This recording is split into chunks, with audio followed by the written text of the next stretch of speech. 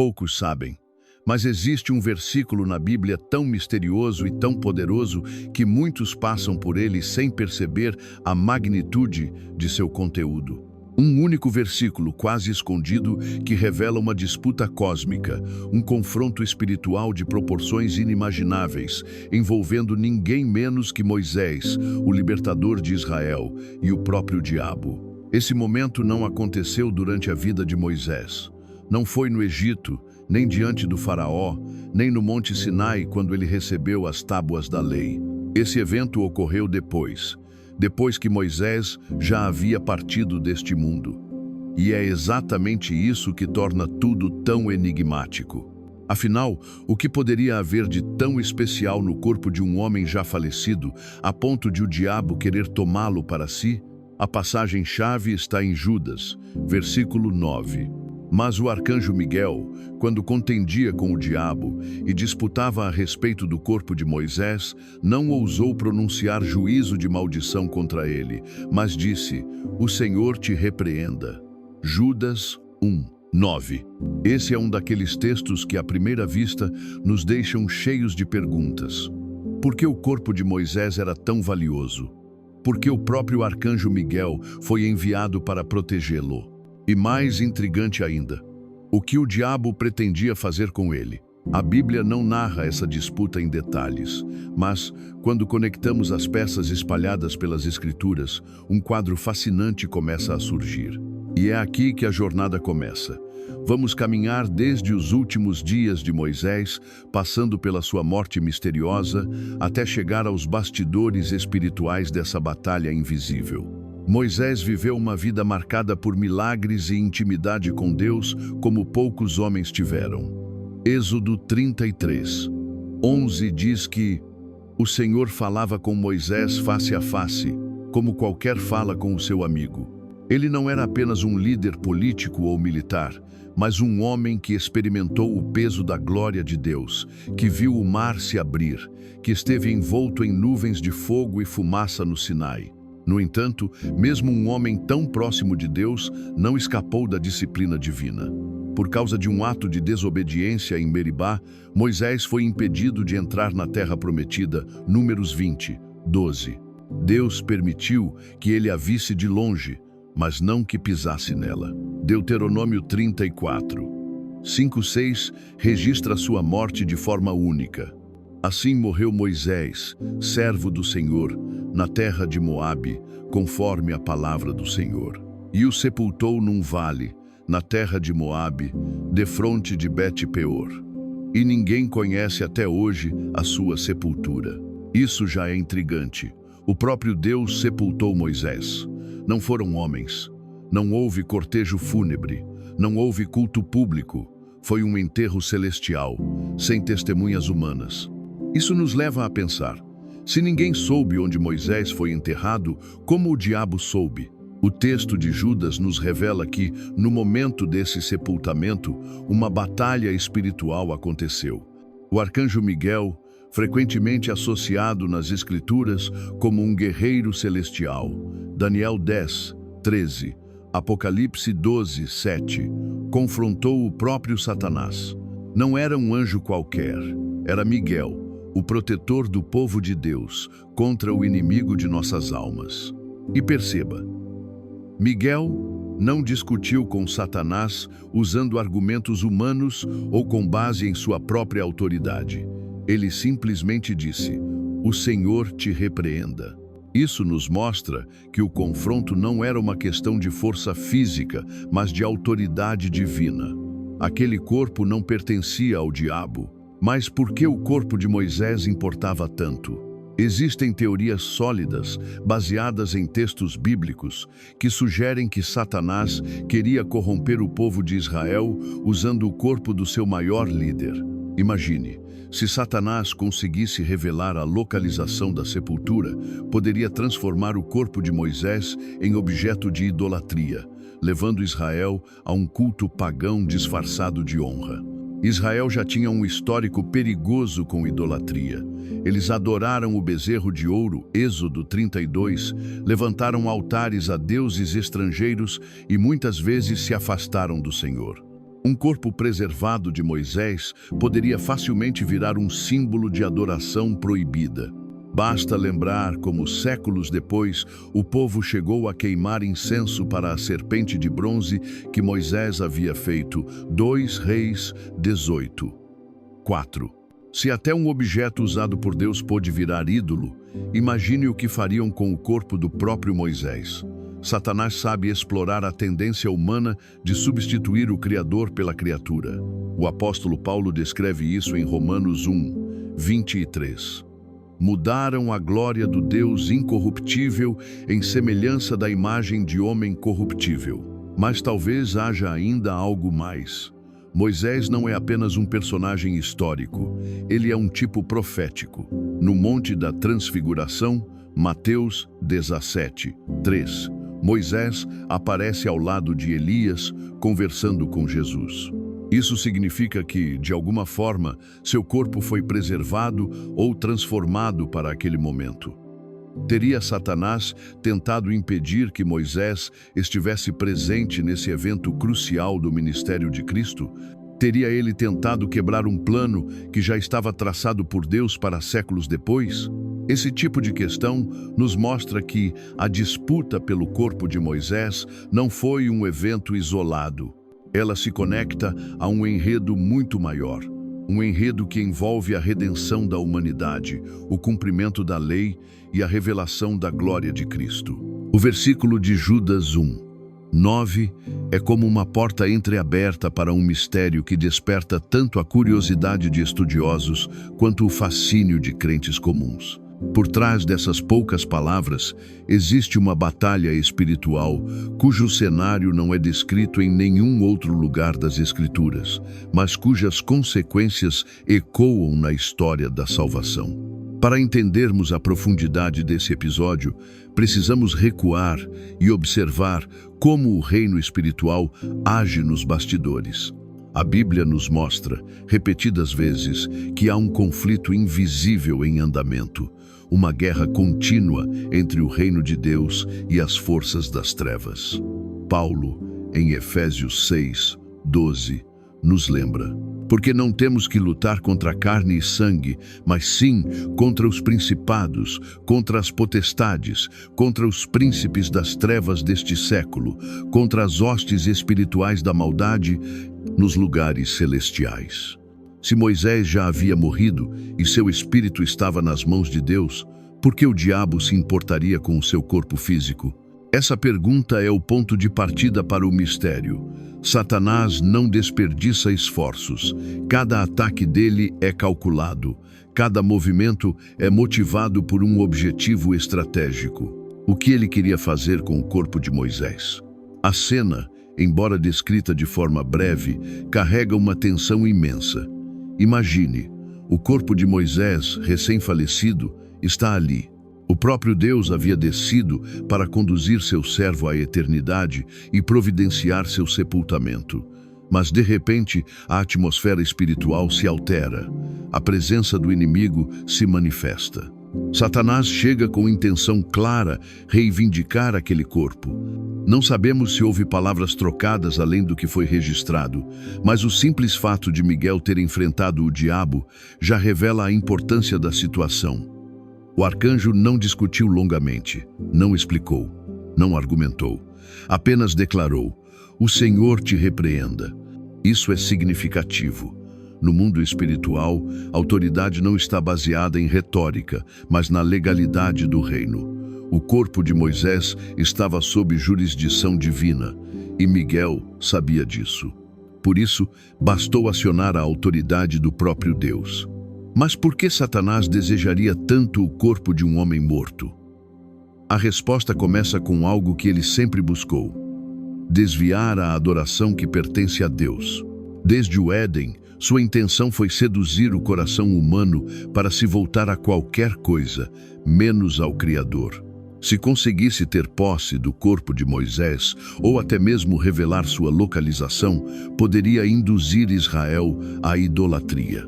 O povo, que já havia demonstrado fragilidade espiritual, poderia transformar a sepultura de Moisés em um santuário, e dali surgiriam rituais, orações e devoções contrárias à lei de Deus.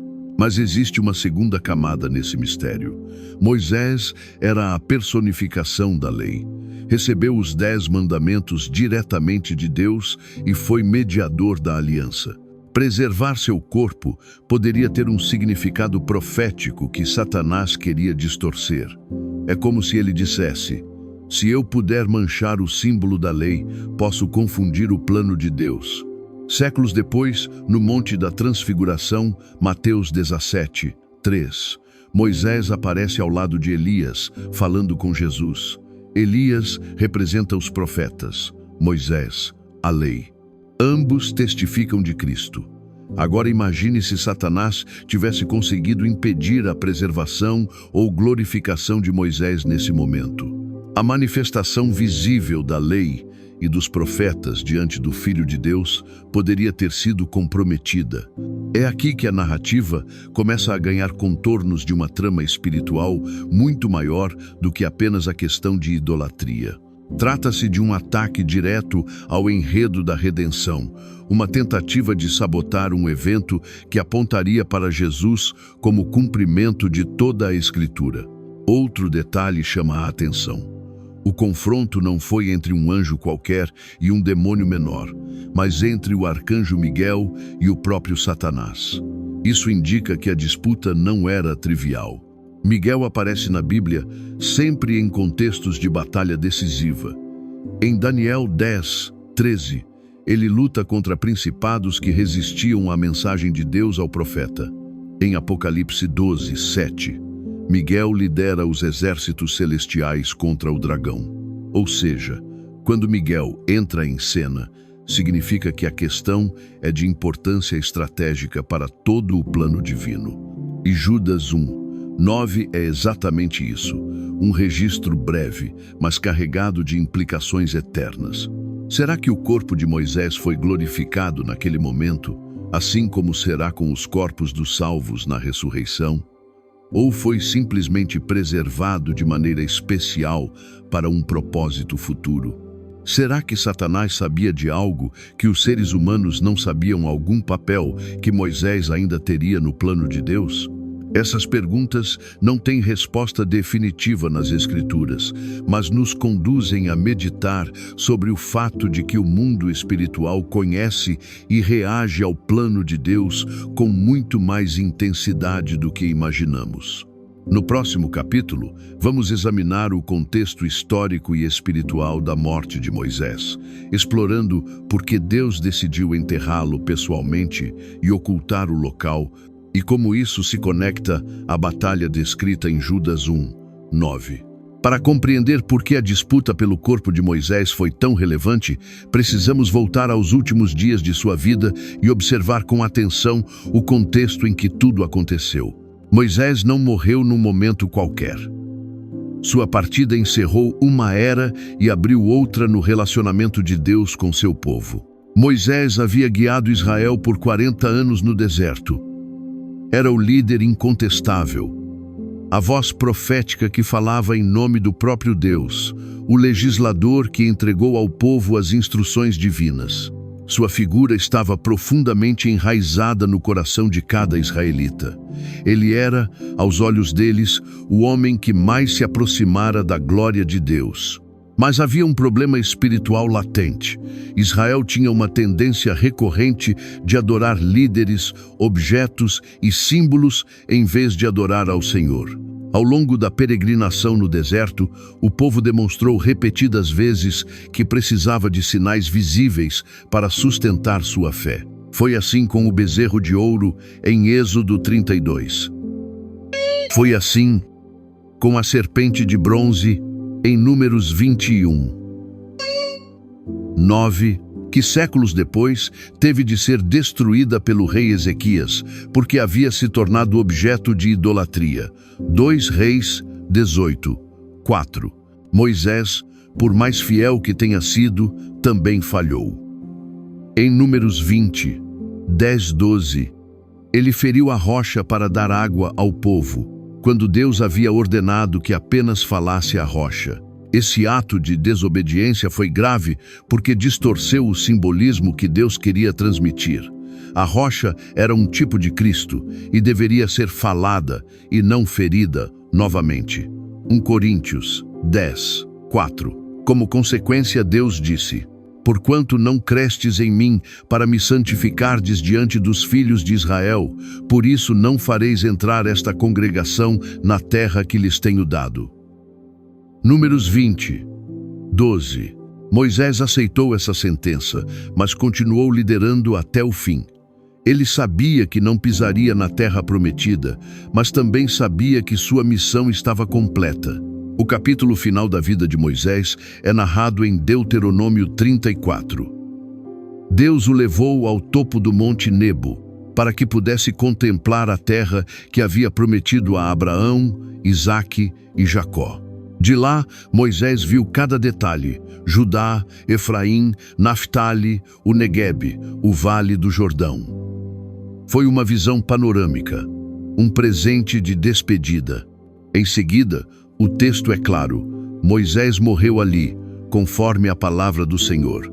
D 34, 5. Essa expressão no hebraico original pode ser traduzida literalmente como pela boca do Senhor. O que alguns rabinos interpretam como um beijo divino, Deus teria chamado Moisés para si de forma íntima e pessoal. E então acontece algo que não se repete em nenhum outro caso bíblico.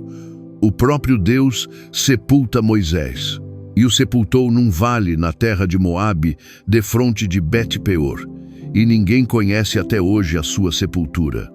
D 34, 6. Por que Deus teria feito isso pessoalmente? Por que esconder o local?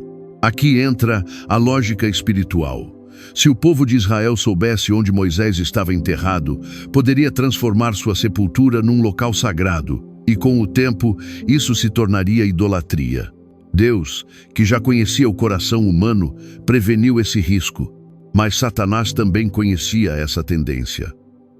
É plausível pensar que, se pudesse, ele revelaria o local, ou até mesmo exibiria o corpo de Moisés para gerar culto e desviar a adoração de Deus. No judaísmo, Moisés é visto como o maior de todos os profetas. Ele é o mediador da aliança, o legislador supremo.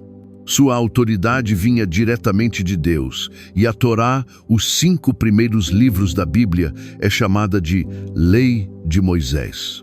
Para Satanás, corromper a memória de Moisés seria atingir a própria base da fé israelita. Além disso, como a lei apontava para Cristo, desonrar Moisés seria, de certo modo, atacar a estrutura que preparava o mundo para receber o Messias.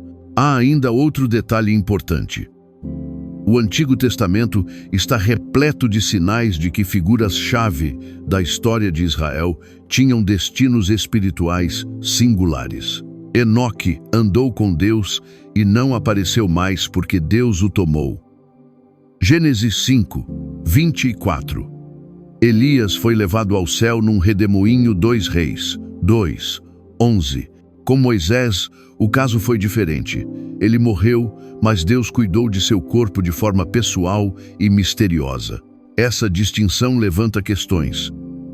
Por que não deixá-lo ser sepultado pelo povo? Por que envolver o arcanjo Miguel e enfrentar diretamente Satanás?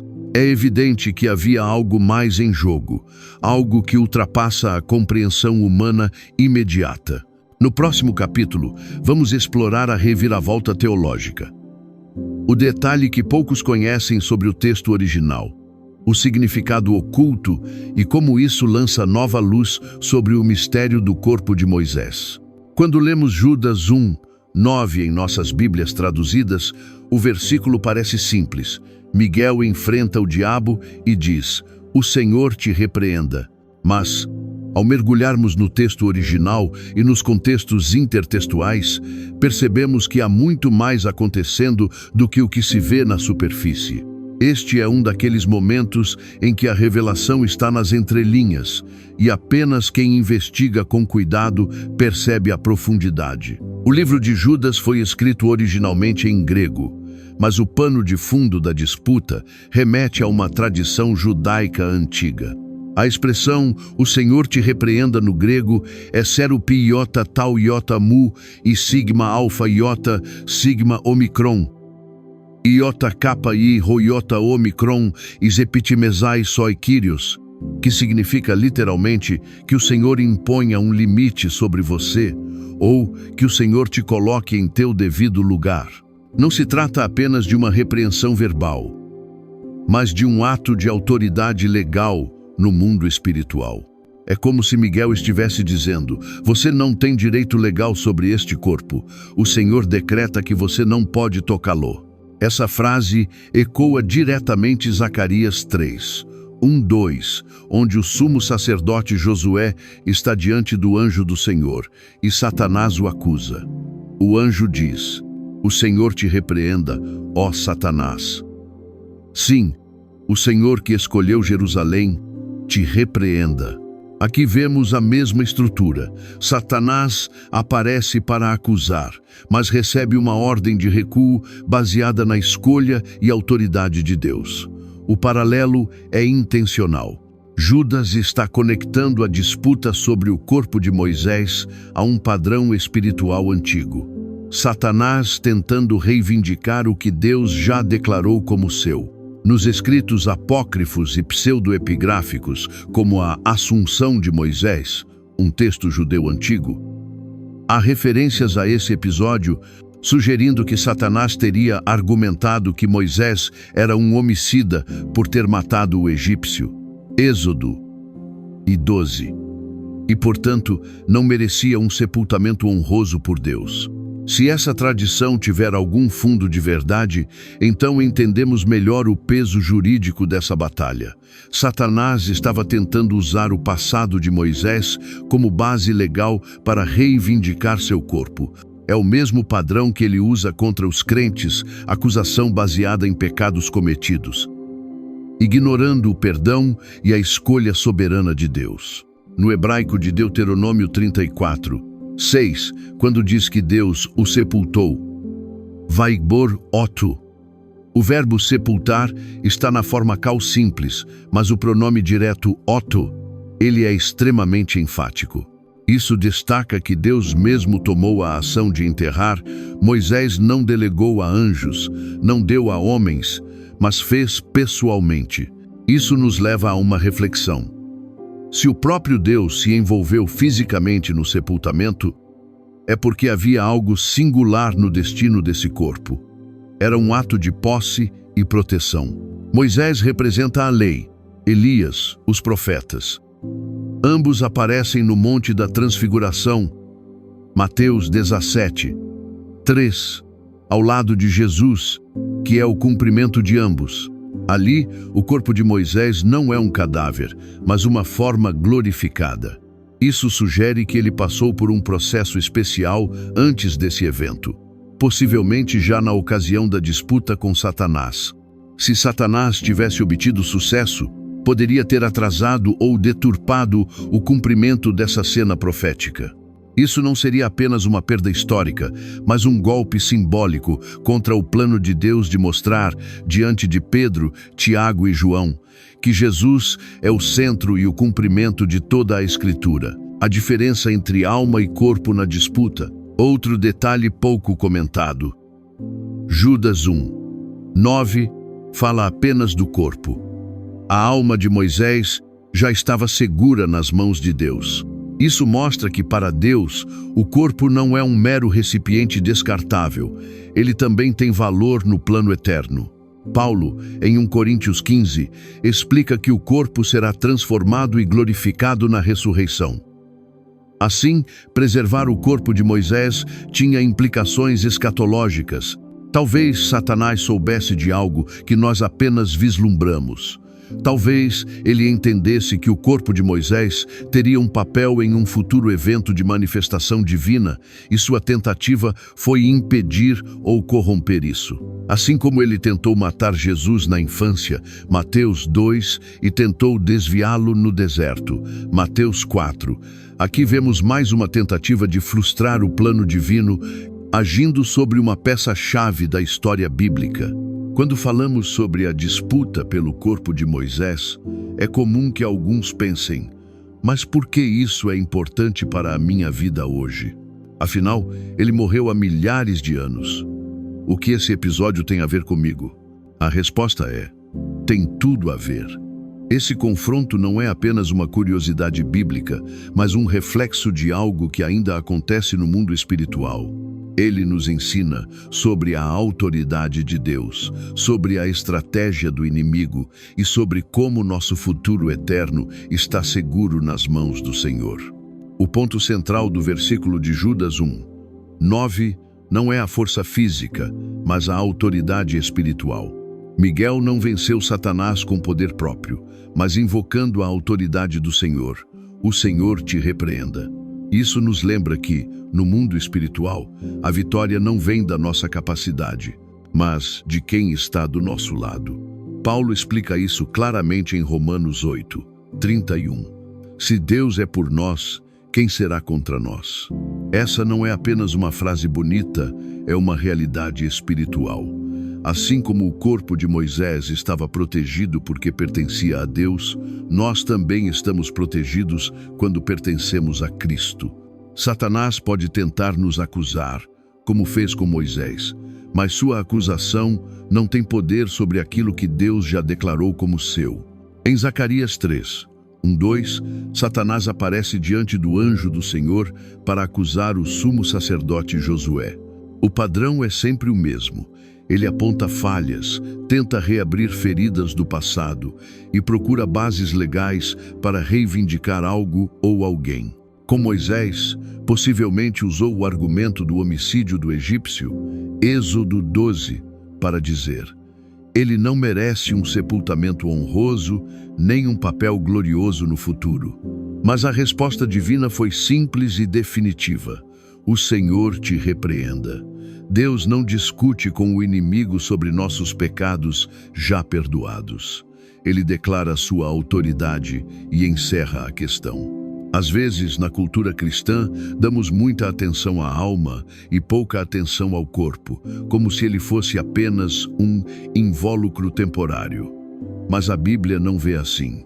Paulo ensina em 1 Coríntios 6:19-20 que nosso corpo é templo do Espírito Santo. Ele também fala, em 1 Coríntios 15, sobre a ressurreição do corpo como parte essencial da redenção. O corpo de Moisés, portanto, não era descartável. Ele fazia parte do plano divino, preservá-lo e protegê-lo era coerente com o que Deus já revelava sobre a importância física e espiritual do corpo humano. Um dos motivos mais prováveis para Deus esconder a sepultura de Moisés foi evitar que o povo o transformasse em um objeto de culto. E esse perigo não é apenas algo do passado. Hoje, ainda vemos como pessoas podem idolatrar líderes, imagens, objetos ou até locais, colocando-os no lugar de Deus. A idolatria não é só se prostrar diante de uma estátua, é qualquer coisa que roube o lugar que só Deus deve ocupar no coração. Satanás sabia que, se tivesse acesso ao corpo de Moisés, poderia usá-lo para acender esse tipo de culto, desviando a glória de Deus. Aqui está o ponto onde a teologia encontra a vida prática. Se Deus protegeu o corpo de Moisés com tanto zelo, quanto mais ele não protegerá a vida daqueles que pertencem a Cristo? Jesus disse em João 10:28, Eu lhes dou a vida eterna, e jamais perecerão, e ninguém as arrebatará da minha mão. A disputa pelo corpo de Moisés é um lembrete visual dessa verdade. Satanás pode tentar, pode argumentar, pode acusar, mas não pode tomar aquilo que Deus já selou como seu. No final, tudo aponta para Jesus. Moisés representa a lei. Elias representa os profetas. Ambos aparecem com Cristo no Monte da Transfiguração, Mateus 17, 3, para mostrar que ele é o cumprimento da lei e dos profetas. Esse evento, se olharmos pelo prisma espiritual, só aconteceu porque, séculos antes, Deus não permitiu que Satanás corrompesse o destino de Moisés. Assim, a disputa pelo corpo de Moisés não foi um episódio isolado, mas parte de uma cadeia de eventos que levaria à revelação de Cristo como Senhor e Salvador. E aqui está a mensagem simples e profunda. O mesmo Deus que protegeu Moisés é o Deus que guarda você. Poucos episódios bíblicos tocam tão profundamente nas feridas invisíveis da alma humana quanto a misteriosa disputa pelo corpo de Moisés. Para muitos, essa passagem é apenas um enigma teológico, mas para quem olha com atenção, ela é um espelho de nossas próprias batalhas internas, medo da morte, dúvidas sobre o propósito da vida, sentimentos de culpa pelas falhas espirituais e o anseio por uma segurança eterna. O que estava em jogo ali não era apenas um corpo sem vida, era a representação física de uma história de redenção, de uma trajetória marcada tanto por erros quanto por uma intimidade única com Deus. Imagine-se no lugar de Israel naquele momento. Moisés havia guiado o povo por 40 anos no deserto. Havia sido a voz que transmitiu a lei. Havia subido ao Sinai e falado com Deus face a face. Êxodo 33, 11. E agora estava morto. O líder, o intercessor, o profeta, já não estava mais ali.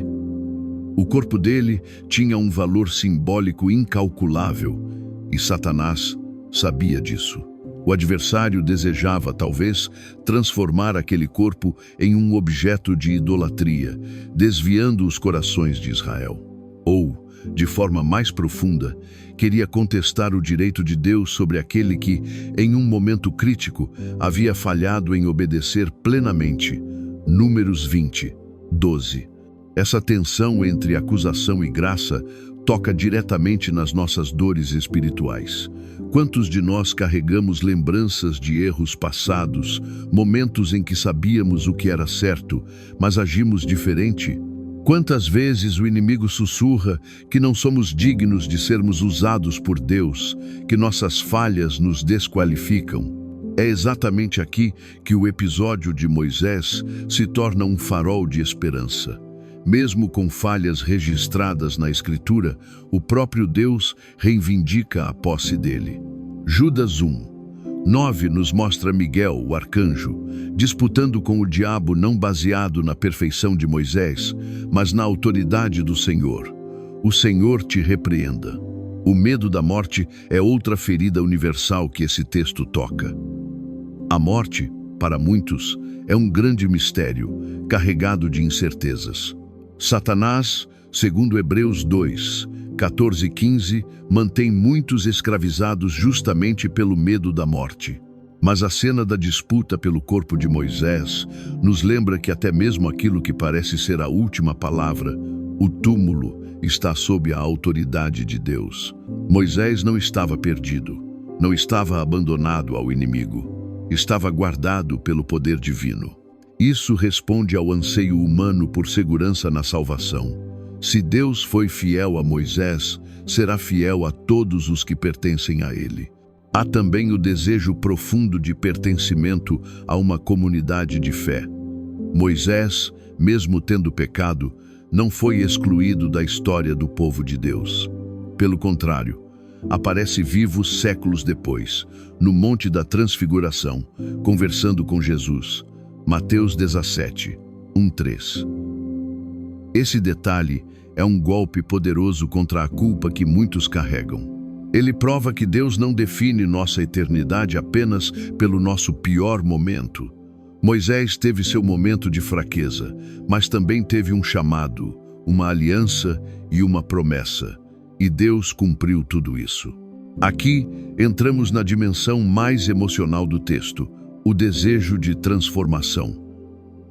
Muitos olham para si mesmos e pensam: eu nunca vou mudar, já falhei demais.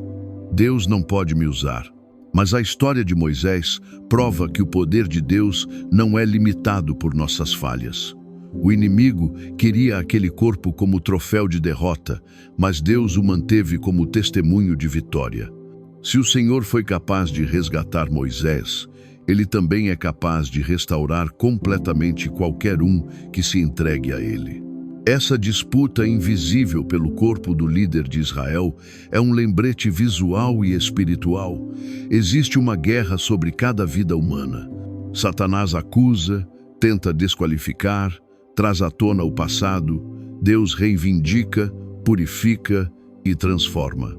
Isso confronta nossa dor mais silenciosa, a de sentir que não pertencemos nem ao mundo, nem ao reino, e oferece a resposta. Em Cristo, pertencemos ao Senhor, e nada pode nos arrebatar de suas mãos. João 10, 28, 29. Ao entender o que estava por trás dessa batalha espiritual, percebemos que o episódio de Moisés não é um caso isolado ou apenas uma curiosidade bíblica. É um espelho do drama humano universal.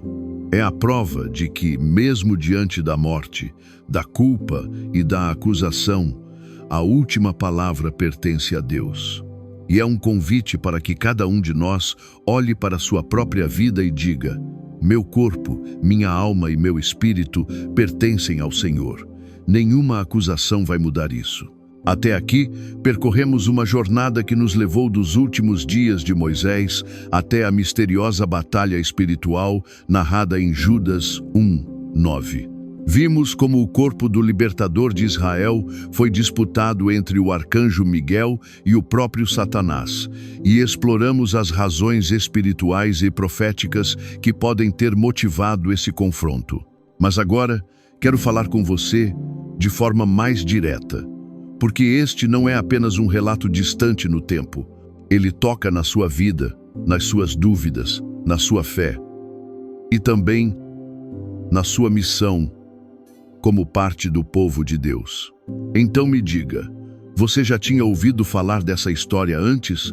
Se sim, será que já tinha percebido a profundidade dela?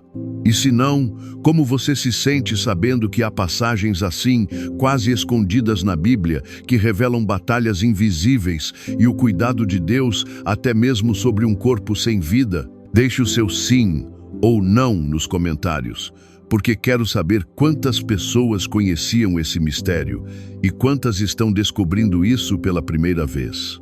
Talvez você se pergunte, por que comentar? Por que compartilhar? A resposta está na própria natureza dessa história. Moisés já havia cumprido sua missão, mas mesmo assim, Deus o protegeu. Isso nos mostra que, na caminhada da fé, a obra de Deus na nossa vida não termina quando pensamos que acabou, ela continua e se torna testemunho para outros. Quando você comenta, você não está apenas interagindo comigo. Você está ajudando a espalhar uma verdade que pode despertar fé e esperança em alguém que talvez nunca tenha ouvido falar disso. Lembre-se, a fé vem pelo ouvir, e o ouvir pela palavra de Cristo. Romanos 10, 17. E muitas vezes o ouvir começa com um simples clique no botão de compartilhar.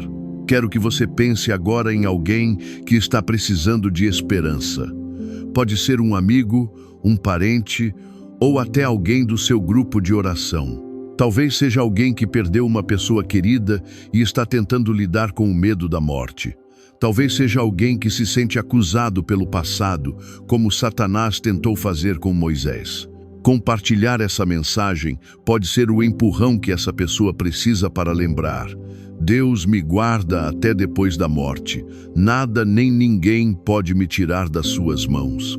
Jesus mesmo disse: as minhas ovelhas ouvem a minha voz, e eu as conheço, e elas me seguem.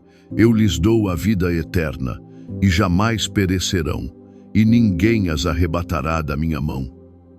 João 10, 27 e 28.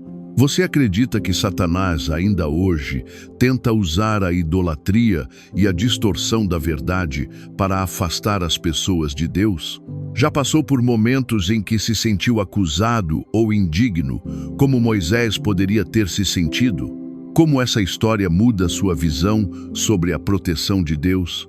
Você já tinha imaginado que o corpo físico pudesse ter tanta importância no plano de Deus? Responda aqui nos comentários. Sua resposta pode inspirar outros e abrir um diálogo poderoso. Algo que aprendemos com a disputa pelo corpo de Moisés é que a fé não é uma experiência isolada. Moisés fez parte de um povo, de uma história, de um plano, e você também. Quando você interage, comenta e compartilha, você está se posicionando como parte ativa dessa comunidade. É como se dissesse: eu não estou apenas assistindo, estou vivendo essa história. Em Hebreus 10, 24-25 está escrito: consideremo-nos também uns aos outros, para nos estimularmos ao amor e às boas obras, não deixando a nossa congregação, como é costume de alguns, antes admoestando-nos uns aos outros, e tanto mais, quanto vedes que se vai aproximando aquele dia. Cada comentário, cada compartilhamento é um ato de estímulo mútuo. É assim que edificamos uns aos outros. Então aqui está o convite. Escreva amém. Se você crê que Deus guarda o seu povo de forma completa, corpo, alma e espírito. Escreva: eu creio. Se essa história renovou a sua fé na proteção divina, marque alguém que precisa ouvir isso. Compartilhe nos grupos de família, no grupo da igreja, no seu perfil. Cada vez que essa mensagem for vista, existe a chance de alguém ser fortalecido, consolado e lembrado de que não está sozinho. A disputa pelo corpo de Moisés é muito mais do que uma curiosidade bíblica. É uma revelação sobre a profundidade do cuidado de Deus e sobre como o mundo espiritual é muito mais real e ativo do que conseguimos imaginar. O que aprendemos com isso? Que o inimigo não desiste nem depois que cumprimos nossa missão, mas também que Deus não nos abandona em momento algum. Talvez hoje você esteja vivendo uma batalha que parece impossível. Pode ser uma luta contra acusações vindas de outras pessoas, da sua própria consciência ou até de circunstâncias que te fazem se sentir culpado e fraco. Talvez esteja enfrentando algo que te faz pensar: será que Deus ainda está cuidando de mim? A resposta, olhando para essa história, é um sonoro e eterno: sim. Moisés morreu no Monte Nebo. Seu tempo no mundo físico havia terminado, mas o cuidado de Deus não. Isso nos lembra que a proteção de Deus não se limita à nossa vida terrena. Ela atravessa a morte, ultrapassa a eternidade e nos acompanha até o cumprimento pleno do plano divino. Quando Jesus morreu na cruz, Satanás também pensou que havia vencido. Mas, assim como Miguel defendeu o corpo de Moisés, o Pai defendeu o destino do Filho. E ao ressuscitar, abriu para nós a porta da vida eterna. O texto de Judas 1:9 diz que Miguel não discutiu com Satanás. Ele apenas declarou: o Senhor te repreenda. Essa é uma lição poderosa para nós. Muitas vezes, tentamos vencer o inimigo pela força dos nossos argumentos, pela nossa lógica ou até pela nossa boa conduta. Mas o que cala Satanás não é nossa capacidade, e sim a autoridade do Senhor. Quando a acusação vier, e ela virá, lembre-se, você não precisa provar nada para o diabo. Você só precisa permanecer debaixo da autoridade de Deus e declarar, pela fé, que é Ele quem te justifica. Uma das possíveis razões para Deus esconder o corpo de Moisés foi impedir que o povo o idolatrasse. Isso revela algo importante. Até pessoas que conheceram a Deus podem, sem perceber, transformar algo ou alguém em um ídolo. Hoje, a idolatria pode vir disfarçada. Não precisa ser uma estátua ou um monumento. Pode ser um relacionamento, um cargo, um talento, uma conquista ou até a própria imagem que você criou de si mesmo. Essa história nos lembra que Deus nos guarda também de nos tornarmos tropeço para outros, mesmo depois da morte. Quando sentir medo do futuro, lembre-se de que Deus cuidou até do corpo de Moisés. O seu amanhã está seguro nas mãos dele. Quando se sentir acusado, repita como Miguel: o Senhor te repreenda. Quando for tentado a idolatrar alguém ou algo, lembre-se de que até Moisés precisou ser escondido para que o foco permanecesse em Deus. Quando achar que sua missão acabou, entenda que, mesmo após a morte, Moisés ainda fazia parte de um plano maior. O mesmo vale para você. Hoje, quero te convidar a viver como alguém que entende essa realidade. Não permita que o medo, a acusação ou a idolatria roubem sua confiança no cuidado divino. Escolha entregar totalmente seu corpo, sua alma e seu espírito nas mãos de Deus, sabendo que Ele é fiel para guardar o que lhe foi confiado até o fim. 2 Timóteo 1:12. Se essa mensagem falou ao seu coração, declare nos comentários: eu sou guardado pelo Senhor. Se você crê que Deus está cuidando de todos os detalhes da sua vida. Eu confio no plano de Deus se você decidiu entregar completamente seu futuro a Ele. E não pare por aí. Compartilhe este vídeo para que mais pessoas descubram a profundidade dessa história. Inscreva-se no canal para continuar recebendo revelações como essa. Ative o sininho para não perder nenhum conteúdo que pode transformar a sua fé. Deixe seu like para mostrar que você está junto nessa missão. Porque, assim como Miguel se levantou contra Satanás, nós também precisamos nos levantar contra as mentiras que ele tenta plantar neste mundo.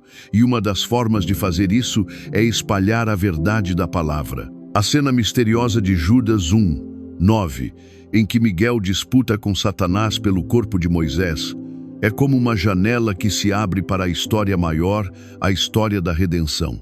Não é apenas sobre Moisés. É sobre mim, sobre você e sobre todos aqueles que pertencem ao Senhor. Essa disputa, no fundo, aponta para a batalha definitiva entre o reino de Deus e o reino das trevas. Uma batalha que já tem vencedor declarado: Jesus Cristo. Moisés morreu sozinho no Monte Nebo. Sua missão parecia concluída. Mas séculos depois, ele aparece vivo, glorificado, ao lado de Elias e de Jesus, no Monte da Transfiguração, Mateus 17:1-3. Isso significa que a disputa não foi em vão.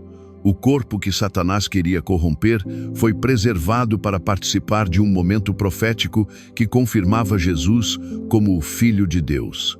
Aquele corpo que Satanás queria destruir se tornou testemunha da glória de Cristo. Essa história também ecoa o maior ato de todos, a ressurreição de Jesus. Quando Cristo foi sepultado, o inferno pensou que havia vencido. Mas assim como o Pai cuidou do corpo de Moisés, ele também cuidou do corpo do seu filho. No terceiro dia, o sepulcro ficou vazio e a vitória sobre a morte foi proclamada para sempre. O que Deus fez por Moisés e por Jesus, Ele promete fazer por todos nós. E Deus, que ressuscitou o Senhor, também nos ressuscitará a nós pelo seu poder. 1 Coríntios 6:14. O Apocalipse descreve que no fim dos tempos haverá uma batalha decisiva e Satanás será derrotado definitivamente. Apocalipse 20:10. A disputa pelo corpo de Moisés é uma prévia disso. É como se Deus estivesse nos mostrando: olhem, eu já venci antes e vencerei no fim. Essa certeza muda a forma como vivemos. Não precisamos temer a morte, porque o mesmo Deus que protegeu Moisés nos protegerá até atravessarmos para a eternidade. A Bíblia promete que aqueles que pertencem a Cristo receberão um corpo incorruptível. 1 Coríntios 15:52-53. Isso significa que nem o pecado, nem a morte, nem o diabo terão poder sobre nós. O que Satanás tentou fazer com Moisés, roubar, corromper, destruir, não terá lugar na eternidade para o povo de Deus. No céu, não haverá acusações, disputas ou batalhas, apenas a certeza de que pertencemos ao Rei dos Reis para sempre. Assim como Miguel se levantou contra o inimigo, você também precisa tomar uma posição hoje. Não dá para viver no meio termo, como se estivesse apenas assistindo à batalha espiritual. Você está nela e a única forma de permanecer seguro é estar em Cristo. Hoje, Jesus te chama para o lado vencedor. Não importa quão forte a acusação pareça, não importa quão intensa seja a batalha, a vitória já foi conquistada na cruz. Se você quer estar entre aqueles que, como Moisés, serão guardados por Deus até o último dia, declare nos comentários: eu pertenço a Jesus. Eu estou do lado vencedor. E lembre-se, inscreva-se no canal para continuar aprendendo as verdades profundas da palavra. Compartilhe este vídeo para que mais pessoas entendam que Deus cuida de cada detalhe. Ative o sininho para não perder nenhuma revelação. Deixe o like para mostrar que você está junto na missão de espalhar a mensagem. No final, essa disputa celestial sobre o corpo de Moisés é mais do que uma história curiosa. É um lembrete poderoso de que Deus guarda, Deus vence e Deus cumpre seus planos, mesmo diante da resistência do inimigo. E o mesmo Deus que se levantou naquela batalha, se levanta hoje por você. A disputa celestial pelo corpo de Moisés não é apenas um relato misterioso escondido nas páginas da Bíblia. É uma lembrança viva de que, mesmo após a morte, Deus vela por aqueles que são seus. Pense nisso. Enquanto nossos olhos humanos veem um fim, o Senhor enxerga apenas uma transição, um passo da fragilidade terrena para a eternidade gloriosa. Em Judas 1:9, vimos Miguel enfrentar Satanás não com arrogância, mas com autoridade concedida por Deus. O Senhor te repreenda. Essa frase ecoa através dos séculos como um selo divino de proteção, afirmando que não importa a intensidade da batalha espiritual, a vitória não é conquistada pela força do homem, mas pela palavra do próprio Criador. Quando olhamos para a vida de Moisés, percebemos que ele foi um homem comum chamado para uma missão extraordinária. Ele falhou, errou, mas também se levantou e cumpriu o propósito para o qual foi enviado. E, no final, Deus não apenas o guiou em vida, mas também zelou por ele na morte. Essa é a mesma promessa que ele estende a cada um de nós. Serei o teu Deus por toda a tua vida até a tua velhice. Eu te sustentarei. Isaías 46:4. Talvez você esteja se sentindo esquecido, enfrentando batalhas silenciosas que ninguém vê. Pode ser que você sinta que o inimigo tem tentado roubar sua paz, sua fé ou até mesmo sua identidade. Mas a história de Moisés nos lembra que, se Deus guarda até os restos mortais de seus servos, quanto mais guardará a sua vida, que foi comprada com o sangue precioso de Jesus Cristo. Paulo escreve em 1 Coríntios 15:54-55. A morte foi tragada pela vitória. Onde está, ó morte, a tua vitória? Onde está, ó morte, o teu aguilhão? Essa é a canção final que ecoa sobre todo aquele que pertence a Cristo. A morte não tem a última palavra. O diabo não tem a última palavra. Somente Deus tem. Imagine o momento em que, tal como Moisés, você fechar os olhos para este mundo e abrir para a eternidade, e ouvir a voz suave e firme do Senhor dizendo: bem-vindo, servo bom e fiel. Entre no descanso do seu Senhor. Esse não será um dia de derrota, mas de coroação. E é por isso que hoje eu te digo: não importa o tamanho da batalha que você esteja enfrentando, há um arcanjo preparado, há um Deus que luta por você e há um céu que já decretou sua vitória. Lembre-se de que você não está sozinho. Assim como Moisés foi protegido, mesmo quando não podia mais se defender, você também está cercado por uma muralha invisível de proteção divina. Então permaneça firme. Continue crendo, porque um dia, assim como Moisés, você estará diante de Deus, não como um derrotado, mas como alguém que foi resgatado e preservado até o fim. E se essa mensagem tocou seu coração, segure-a com força. Não deixe que as vozes do medo ou da dúvida tirem de você o que Deus já lhe entregou. A promessa de que a eternidade está garantida para aqueles que permanecem nele. O corpo de Moisés foi guardado, e a sua vida também está nas mãos do Senhor.